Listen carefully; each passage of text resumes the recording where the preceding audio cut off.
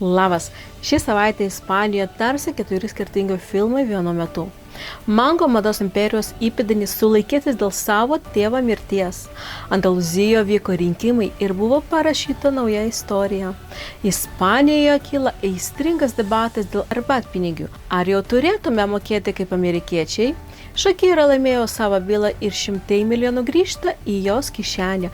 Mokytojai vis dar streikuoja ir vaikai vis dar neina į mokyklą. Ir oras pagaliau atvyksta tikra ispaniška vasara. Pradedama nuo šios savaitės bombos. Istorijos, kuri atrodo kaip Netflixo serija, bet yra tikra.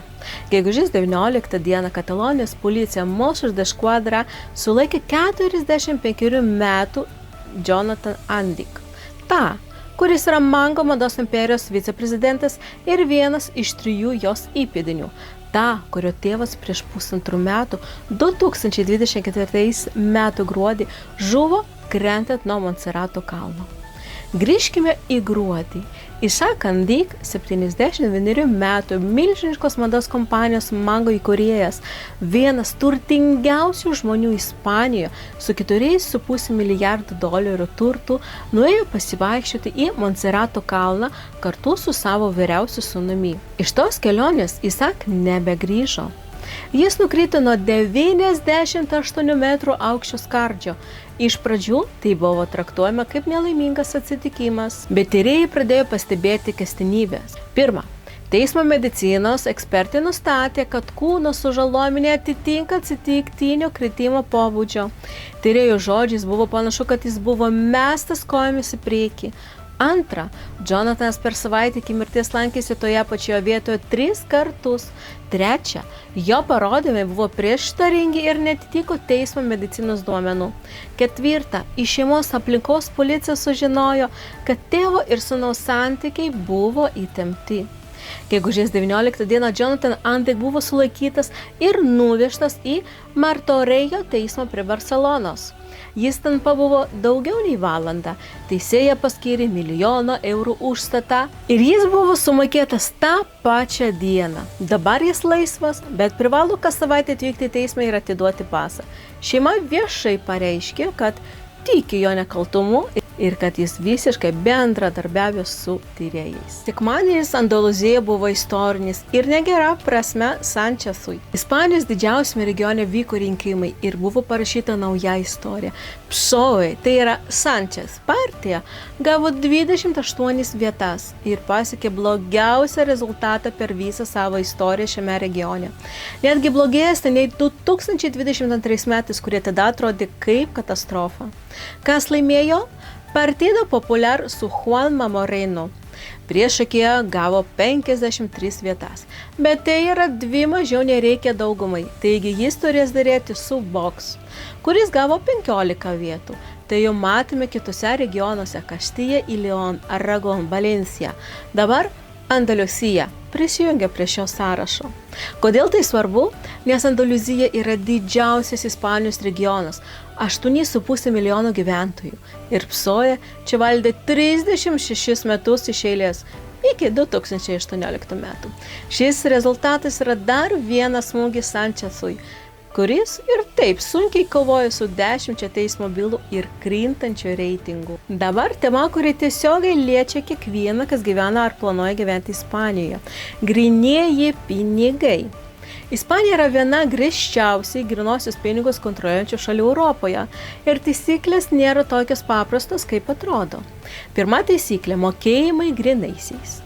Jei esate verslo savininkas ar laisvai samdomas darbuotojas su verslo partneriais grynaisiais, galite mokėti daugiausia €1,000 vienai operacijai. Tarp paprastų asmenų daugiausiai €2,500.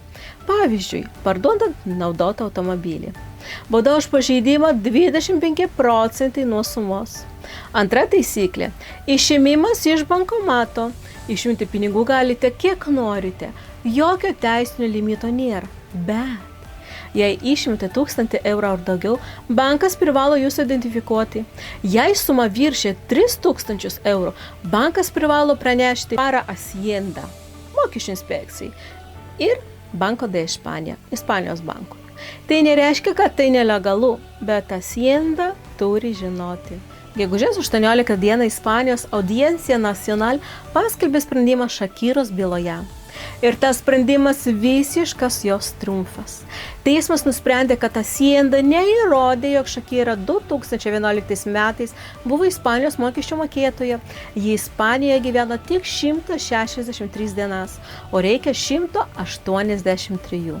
Todėl visos sankcijos anuliuotos, o Ispanija privalo grąžinti daugiau nei 60 milijonų eurų su palūkanomis ir teismo išlaidomis.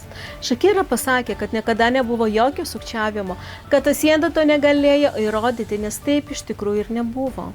Ir pavadino visą šį procesą inkvizicija. 8 metai bylos, 60 milijonų eurų grąžinimo. Tai didžiausias privačios bylos prieš Haciendą laimėjimas Ispanijos istorijoje. Buvęs Ispanijos premjeras José Luis Rodríguez Zapatero dabar oficialiai įtrauktas į Plus Ultra tyrimą. Visa istorija sukasi aplink aviakompaniją Plus Ultra, kuri pandemijos metu gavo apie 53 milijonų eurų valstybės paramą. Ir dabar teisėjai aiškinasi, ar ta pagalba tikrai buvo sąžininga, ar ten buvo daugiau pažinčių nei pačios aviacijos. Teismas įtarė galimą prekybą, pinigų plovimą ir įvairius finansinius ryšius tarp įmonių bei žmonių iš politinės aplinkos. Kai kurie Ispanijos laikraščiai rašo, kad su Zapatero aplinka susijusios įmonės per keletą metų gavo milijoninės sumas. Ir dabar svarbiausias momentas. Socialiniuose tinkluose pradėjo skraidyti antraštis Zapatero sulaikytas, bet oficialiai tai nėra tiesa. Kol kas jis nėra suimtas, jis tik kviečiamas duoti parodymus kaip tyriamas asmuo. Ir Ispanijoje tai jau beveik tapo tradicija. Jeigu buvai politikoje daugiau nei 10 metų, anksčiau ar vėliau arba rašai memuarus, arba eini į teismą. Internete žmonės jau juokauja, kad Ispanija buvę premjerai renka bylas kaip pokemonus. Ir aišku, pats Zapatero viską neigia. Jo aplinka sako, kad visi pinigai buvo legalūs, deklaruoti ir nieko neteisėto nevyko. Tačiau opozicija dabar spaudžia valdžią ir reikalauja daugiau paaiškinimų. Dabar tema, kuri priklauso nuo kultūros ir kuri šią savaitę sukelia didžiulį debatą. Gegužės 12 dieną paskyra Soy Camarero, tai yra esu padavėjas, socialiniuose tinkluose paskelbė nuotrauką iš vieno Ispanijos baro. Ant durų buvo pakabintas skelbimas: jei nepaliekate arbatpinigų, prašome neeiti. Reakcija buvo milžiniška. Dauguma žmonių prieš. Ispanijoje arbatpinigiai visada buvo savanoriški. Padavėjai gauna visą atlyginimą, jie nepriklauso nuo arbatpinigių kaip Jungtinėse Amerikos valstijose ar Kanadoje. Bet pastebima nauja tendencija. Vis daugiau barų ir restoranų, ypač Madride ir Barcelonoje, mokėjimo terminalų siūlo pasirinkti 5 ar 10% arbatpinigių. Tai dar nėra privalu, bet spaudimas auga ir žmonės to nemėgsta. Ispanijos vairuotojų organizacija OCU primena aiškiai, arbatpinigiai Ispanijoje nėra privalomi, restoranas negali jų įtraukti sąskaitą be klientų sutikimo. Jei taip atsitinka, galite skųstis ir restoranas rizikuoja gauti baudą. Bet diskusija tęsiasi, ar Ispanija pamažu juda amerikiečių modelio link, Valencijos regione į mokyklą ar ne. Ir paskutinė žinia – geroji, galbūt kažkam ir blogoji. Po boraškos ir antklodžio ant mašinų šią savaitę Ispanijoje pradėjo kilti temperatūra. Andalūzijoje ir Ekstremadūroje gegužės antroje pusėje numatoma iki 35 laipsnių. Meteorologai sako, kad šią vasarą karščiai ateis anksčiau nei įprastai. Štai tokia buvo šį savaitę Ispanijoje. Jei patiko, spauskite like ir prenumeruokite kanalą. Komentaruose prašykite, kuri šią savaitę žinia jūs labiausiai nustebino. Hasta pronto!